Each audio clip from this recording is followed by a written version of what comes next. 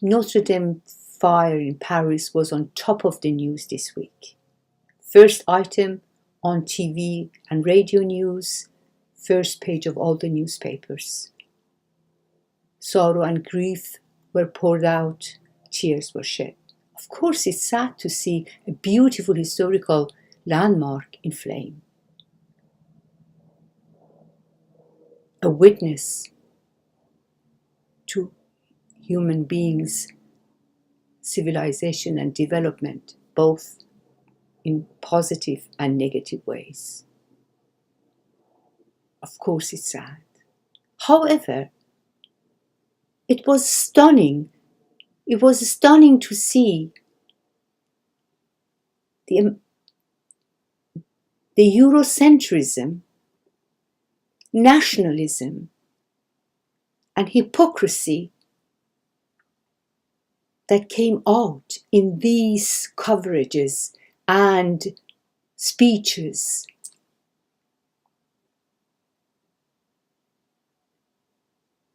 When you take back for a minute and compare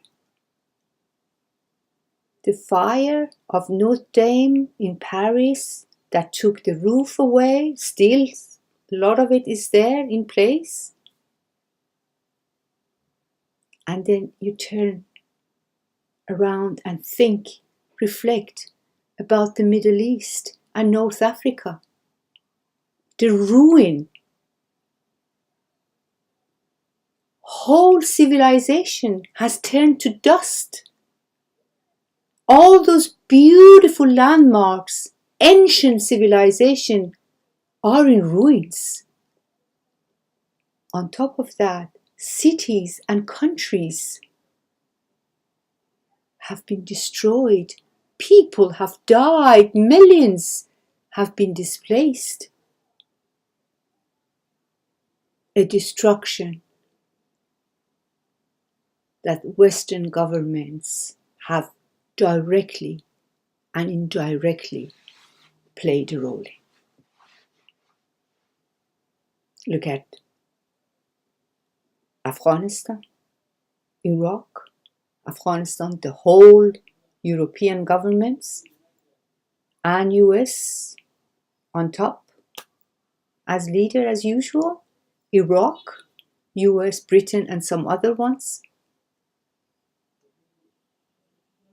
These were the direct acts by the Western governments. A whole country in ruin, turned into ruin, destroyed, and millions died and displaced. Then we move to Syria and Libya and Yemen. Apparently they had nothing to do with it, but Libya, it was NATO who moved in. France played a main role. And look at that country, what happened to it. Syria, who armed the Islamic groups and organizations there? Who created Daesh there? Who continued the war? Who bombed many parts of Syria? And Yemen, who armed Saudi Arabia? Who's still bombing? There is nothing left of that country. So you look at it, a whole region is in ruin. A whole civilization has turned to dust. Hundreds of thousands people died, maimed, millions misplaced as a result of these wars that Western governments played an important role. How do we cover those? What coverage do we give to those? And when you see those wretched people, when a tiny number of their millions misplaced try to get to the safety of Europe, treated. Like dirt. Fenced off, chased back off, let their boats be sunk and they drown in the water.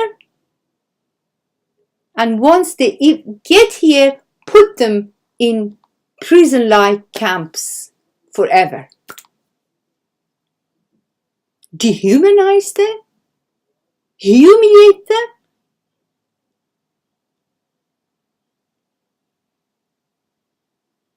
One can't help to compare.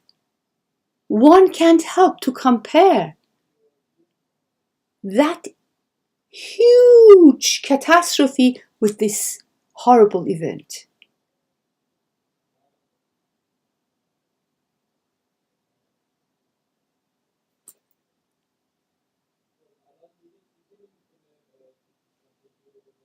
It's sad.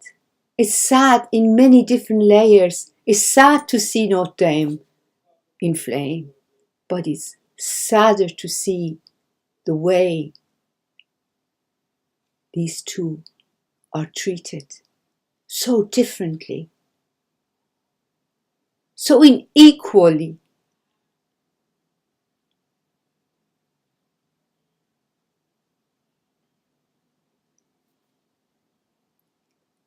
And the nationalism pouring out. Macron is trying to use now this Notre Dame event for his own benefit. He's very unpopular. He sent army to fight the Gilets jaunes. People protesting for months for a better, more decent living condition and working condition, a better society, a more egalitarian society, and they've been faced by the police and army, lost arms, eyes, killed, in jail.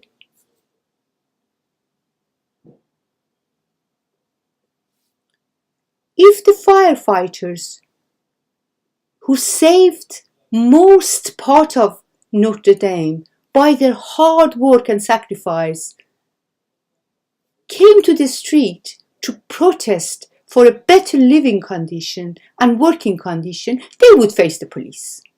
But now they're invited to Élysée.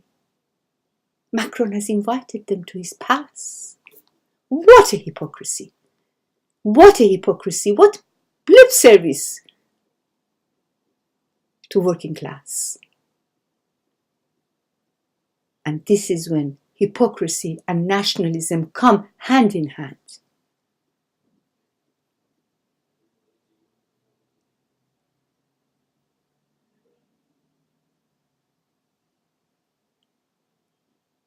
We need to change this world. It cannot go on like that.